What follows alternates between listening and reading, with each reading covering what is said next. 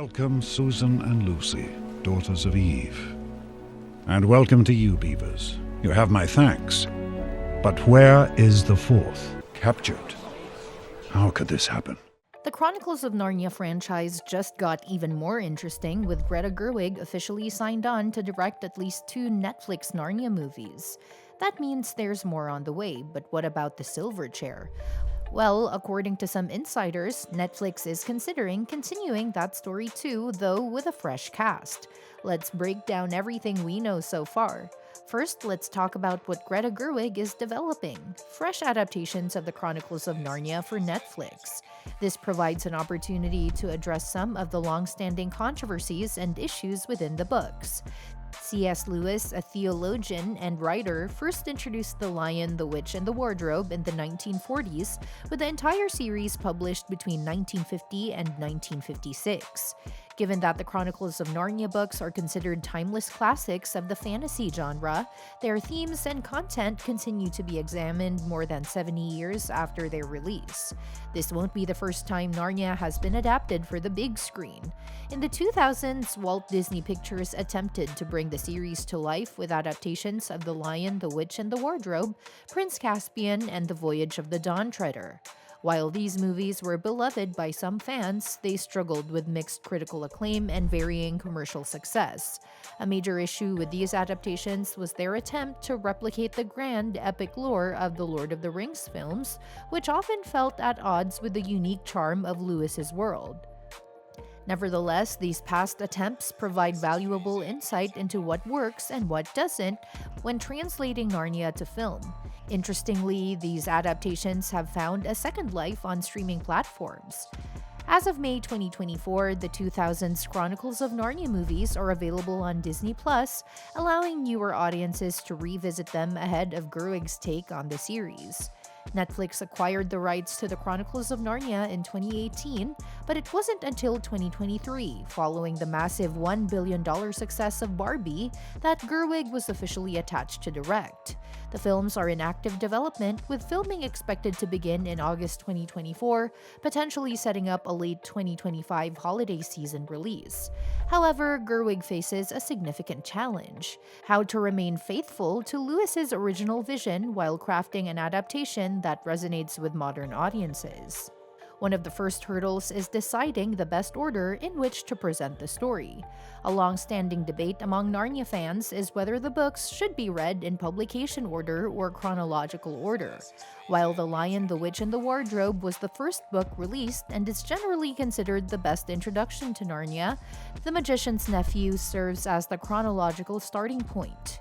Lewis himself later stated that he preferred The Magician's Nephew as the first book in the series, but many readers argue that the original publication order preserves the mystery and wonder of discovering Narnia. Gerwig's adaptation will need to choose a path: sticking with a classic structure or daring to present the story in a way that aligns with Lewis's later preference. Another challenge is the length of the source material.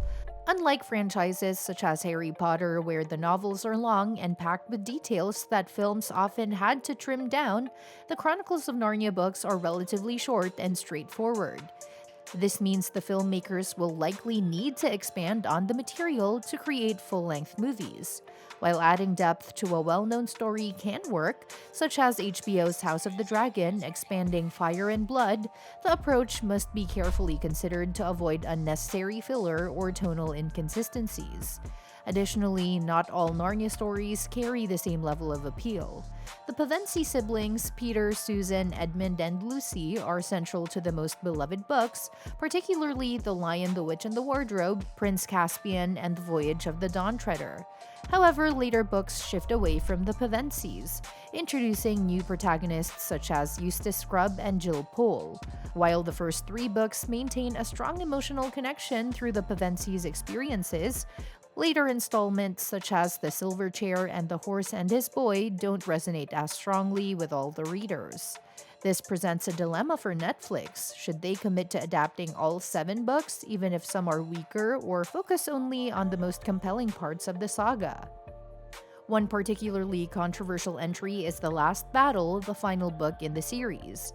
While many fantasy epics conclude with bittersweet yet hopeful endings, The Lord of the Rings, Harry Potter, and the Deathly Hallows, The Last Battle takes a darker, more divisive approach. The revelation that the Pevensies, except Susan, died in a train accident and were rewarded with eternal life in Narnia has been widely debated. Even more contentious is Susan's fate, excluded from Narnia's final paradise because she became interested in makeup and boys. This aspect of the story has drawn criticism for its perceived moral judgment, and it remains to be seen whether Gerwig will address this controversy head-on or specifically alter the adaptation. With all these challenges in mind, Gerwig's Chronicles of Narnia movies have the potential to be groundbreaking adaptations that honor Lewis's vision while making necessary updates for contemporary audiences.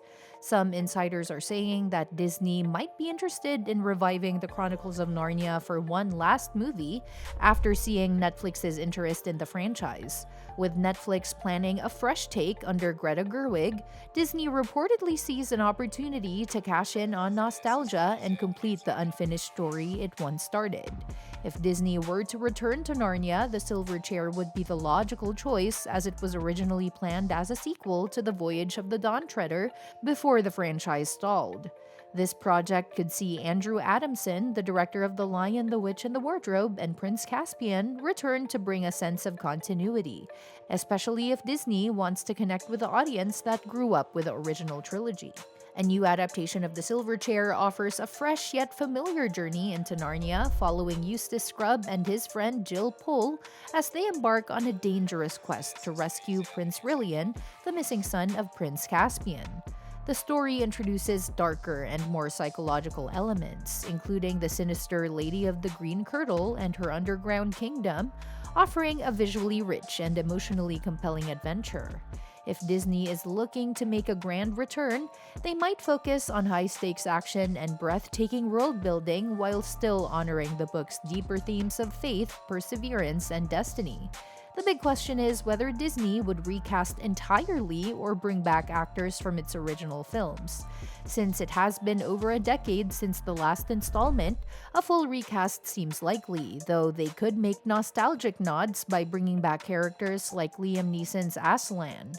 With today's advancements in CGI, the film could push Narnia's visuals to new heights, making the underground kingdom and the menacing serpent transformation of the Lady of the Green Kirtle more immersive than ever. If Disney does go ahead with The Silver Chair, it would mark a final attempt to reclaim Narnia's cinematic legacy before Netflix fully takes over. Whether it's a standalone farewell or a test for future projects, the film could be a major box office event, drawing both longtime fans and new audiences. The key would be balancing modern blockbuster appeal with the timeless magic that made Narnia special in the first place.